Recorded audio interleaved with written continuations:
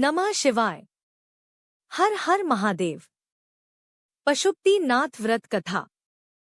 पशुपतिनाथ व्रत हिंदू धर्म में एक महत्वपूर्ण व्रत माना जाता है, जो विशेष रूप से भगवान शिव के उपासकों के लिए अत्यंत पावन और लाभकारी है।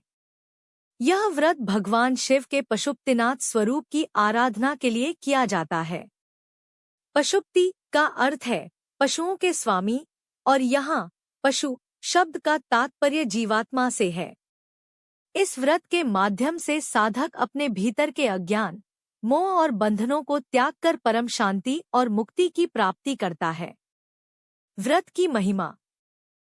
पशुपतिनाथ व्रत करने से समस्त पापों का नाश होता है और व्यक्ति को भौतिक सुखों के साथ साथ आध्यात्मिक उन्नति भी प्राप्त होती है।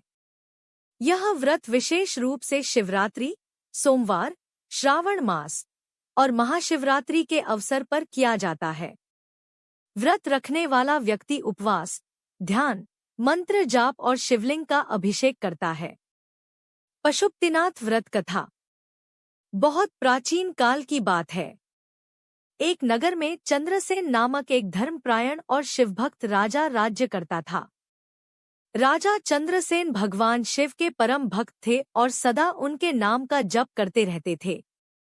राजा के राजमहल में एक दिव्य शिवलिंग स्थापित था, जिसकी वह प्रतिदिन पूजा अर्चना करता था। एक दिन राजा चंद्रसेन ध्यान में लीन थे और नमः शिवाय का जप कर रहे थे। उसी समय निकट के गांव का एक निर्धन बालक श्रवण भी राजमहल के बाहर खेल रहा था। वह बालक खेलते खेलते महल के भीतर आ गया और राजा के शिवलिंग की पूजा को देखकर मंत्रमुग्ध हो गया। राजा के मुख से निकली नमः शिवाय की ध्वनि ने उसके हृदय में गहरी छाप छोड़ दी। बालक ने भी उसी मंत्र का जाप आरंभ कर दिया और भगवान शिव के प्रति अगाध भक्ति से भर गया।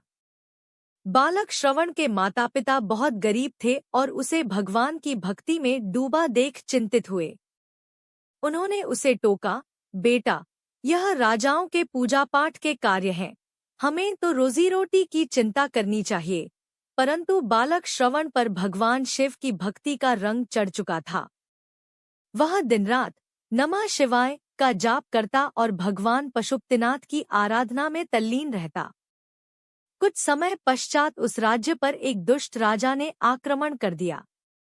राजा चंद्रसेन युद्ध में हारने लगा और संकट में पड़ गया। यह समाचार सुनकर बालक श्रवण को बहुत दुख हुआ। उसने भगवान शिव से प्रार्थना की कि वे अपने भक्त राजा चंद्रसेन की रक्षा करें। बालक ने सच्चे मन से उपवास किया और कठोर तपस्या आरंभ कर दी। उसकी भक्ति से प्रसन्न होकर भगवान शिव प्रकट हुए और बोले, वत्स, मैं तुम्हारी भक्ति से अत्यंत प्रसन्न हूँ।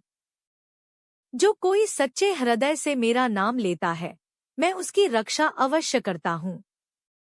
भगवान शिव ने आशीर्वाद दिया और उनकी कृपा से राजा चंद्रसेन की सेना को विजय प्राप्त हुई।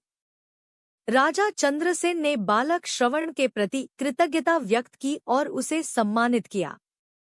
बालक श्रवण के जीवन में भी सुख शांति और समृद्धि का वास हो गया।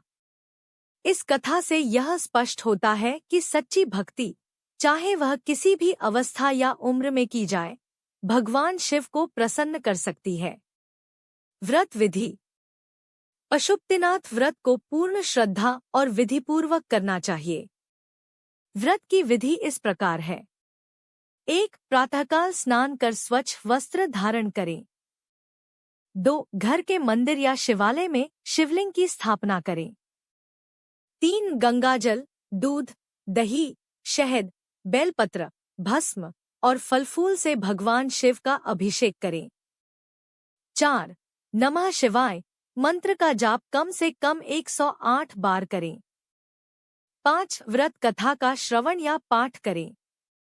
6. दिन भर उपवास रखें या फलाहार करें।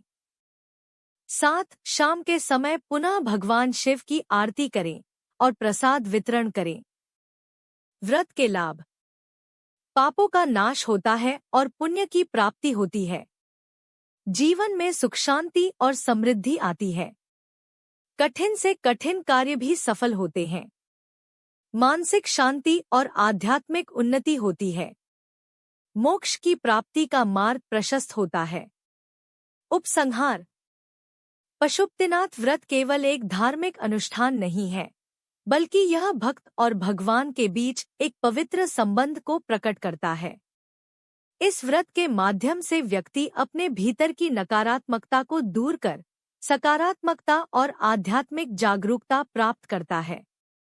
भगवान शिव की भक्ति में लीन रहने वाला व्यक्ति सदा आनंदमय और भयमुक्त रहता है। इसलिए श्रद्धा और विश्वास के साथ इस व्रत को करने से निश्चित रूप से भगवान शिव की कृपा प्राप्त होती है। नमः शिवाय। हर हर महादेव।